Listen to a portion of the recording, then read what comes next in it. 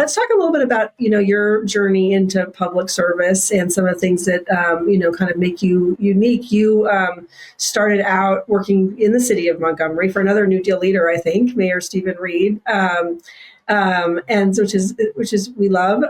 So how did you get into politics originally? How did you get to work with the city, and then and what was some of the stuff you loved doing at that level? Yeah, so I'll backtrack quite a bit. I am not originally from Alabama. I ended up in Montgomery through the program Teach for America and taught at a public high school in Montgomery, and absolutely loved it and got really involved with students. And a lot of my closest friends and mentors were local educators. So my passion has really been working with young people, and certainly from a policy standpoint, then education. I then went to law school.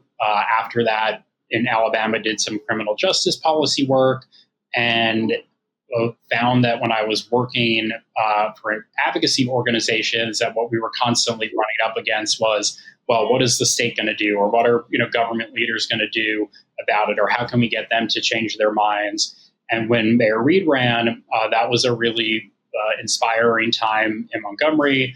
There was a lot of hope that there'd be a more progressive approach to government in Montgomery.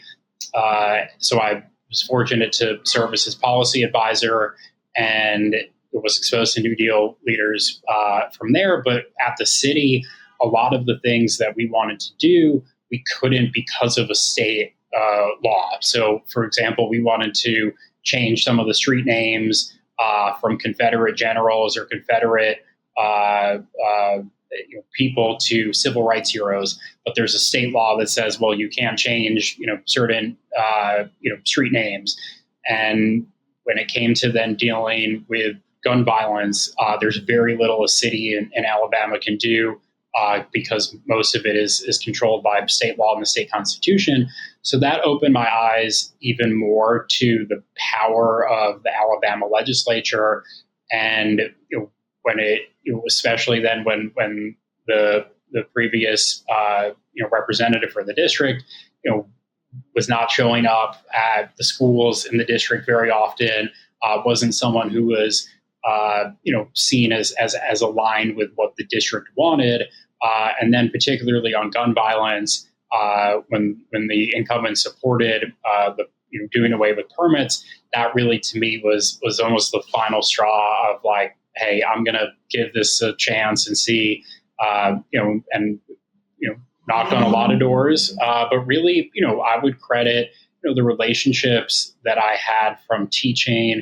A lot of my campaign was my former students, who came knocking on doors with me. And then by extension of that, their parents and pastors and, family members. And that, as much as I had in the policy experience, it really was about that community service. And that's what helped us win.